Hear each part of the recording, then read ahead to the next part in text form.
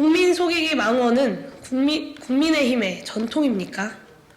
국민의힘 한동훈 비대위원장은 국회의원 의석수를 50석 줄이자는 게 모두 다 아는 국민의 요구라고 말합니다.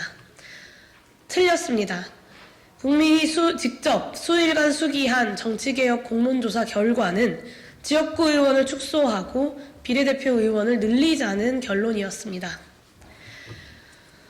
국민의힘과 극우 보수 언론의 꾸준한 반정치적 선동에도 불구하고 의원수 전체를 증원하자는 의견도 3배 가까이 늘어서 의원수를 축소하자는 의견이 절반 이하, 전체의 3분의 1 수준으로 떨어졌습니다. 인구는 계속 늘고 있는데 국민을 대표하는 의원수를 더 줄이자는 악선동은 남아있는 의원들의 기득권을 유지하고 강화하려는 셈법일 뿐입니다. 국민의힘 윤재욱 원내대표는 준연동형 비례대표제가 도입된 21대 총선이 실패한 정치 실험이라고 말합니다. 틀렸습니다. 지난 총선에서 실패한 건 국민의힘일 뿐입니다. 국민의 표를 사표로 만들고 국민이 준 표보다 더 많은 의석을 가져가는 잘못된 선거제도 없이는 기득권을 유지하지 못하는 정당, 위성정당 만들기에 앞장서고도 국민들께 외면받은 정당이 바로 국민의힘이었습니다. 국민의힘은 망각이 특기인가 봅니다. 국민의힘은 연동형 비례대표제는 복잡하고 자기들끼리 의석을 나눠 먹는 제도라고 말합니다. 그러니까 병립형으로 퇴행하자고 주장합니다. 이 또한 사실과 전혀 다른 선동일 뿐입니다. 연동형 비례대표제를 이해하지 못하시니 제가 다시 한번 설명드리겠습니다. 정당이 득표한 만큼 의석을 할당한다. 30% 받은 정당은 30%만큼, 5% 받은 정당은 5%만큼, 각 정당은 전체적으로 할당받은 의석에서 지역구 당선자 수를 제하고 나머지를 비례대표 의석으로 할당한다. 결과적으로 각 정당의 득표율과 의석이 최대한 일치하도록 한다. 국민이 지지한 만큼 정당이 의석을 가지는 제도가 갑자기 뜬금없이 뭐가 복잡하다는 말씀이십니까? 선거제도가 바뀐 지 4년이 지난 지금까지도 이 간단한 논리를 이해하는 것이 어렵다면 지금이라도 국정 운영의 권한을 내려놓으시기를 진심으로 요청드립니다. 국민의힘에게 다시 기억을 되살려 드리겠습니다. 4년 전 20대 국회는 거대한 사표로 인해 민심이 제대로 반영되지 못하는 현실을 바꾸기 위해서, 즉 평등선거 핵심 원칙인 표의 등가성이 보장되지 못하는 상황을 개선하기 위해서 학계와 시민사회, 제 정당의 합의로 연동형 비례대표제로의 개혁을 추진했습니다. 최종적으로는 비례대표 의석을 늘리지도 못하고 연동형 비례대표제를 완전히 도입하지도 못해서 한계가 있었지만 분명한 개혁이었고 전진이었습니다. 그런데 4년 전 선거제도를 연동형으로 개혁하면 위성정당을 만들어서 선거제도를 망가뜨리겠다고 선언했던 이들이 누구입니까? 지금까지도 연동형 선거제도가 유지된다면 위성정당을 만들어서 선거제도를 또다시 망가뜨리겠다고 공언하는 이들이 과연 누구입니까? 거대한 사표로 민심을 제대로 반영하지 못하는 1인 1표 1가치의 평등선거의 원칙이 제대로 반영되지 못하는 잘못된 선거제도를 기껏 개혁의 방향으로 한 걸음 옮겨놨는데 그것을 다시 거대한 사표를 만드는 선거제도로 퇴행하자고 주장하는 이들이 과연 누구입니까? 비례대표 국회의원은 아예 없애자, 의석수도 아예 없애자고 반정치적 포퓰리즘으로 정치개혁을 향한 수기를 희화화시키는 사람들이 과연 누구입니까?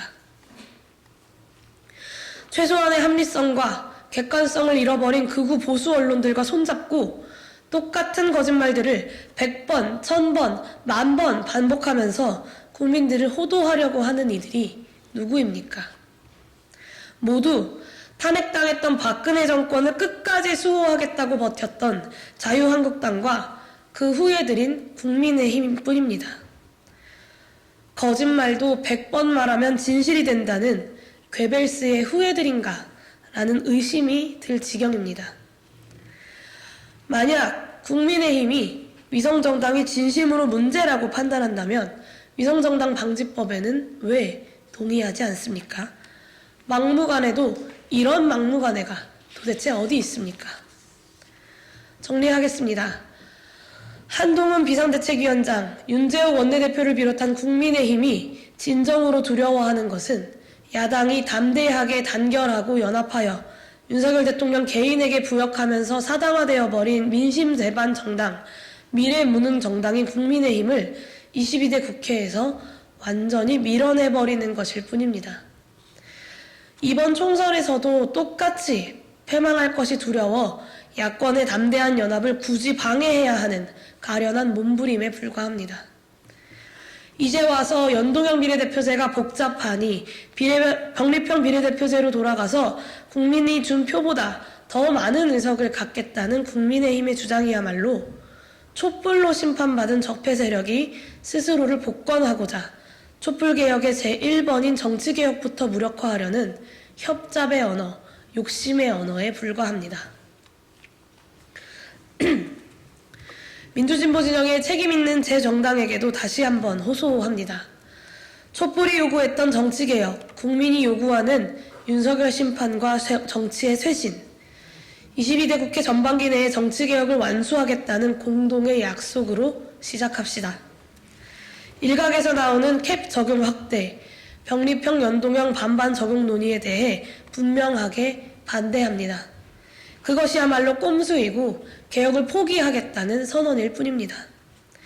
정치개혁이 완수되어야 민의가 국회에 그대로 반영될 수 있고 그 말인즉슨 국민의힘이 국민의힘 지지율만큼만 의석수를 가지고 갈 수 있다는 뜻입니다.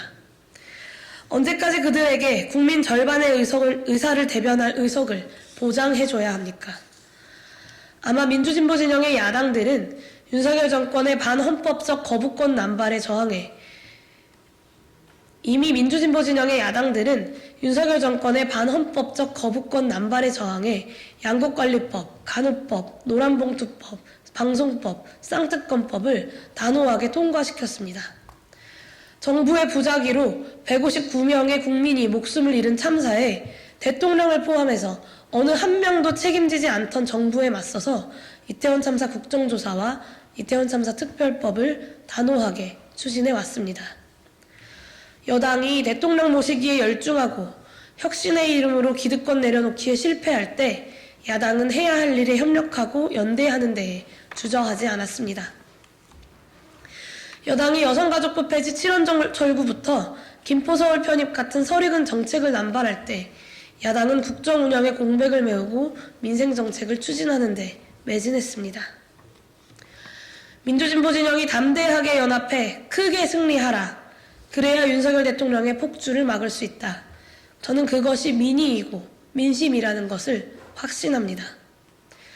정치개혁을 어떻게든 막아내서 국민의힘의 기득권을 유지하려는 그리고 윤석열 정권의 심판을 어떻게든 막아보려는 정부 여당과 극우 보수 언론 그리고 한동훈 비대위원장과 윤재욱 원내대표의 악선동에 주저하지 말고 하루빨리 담대한 승리를 위해 결단합시다.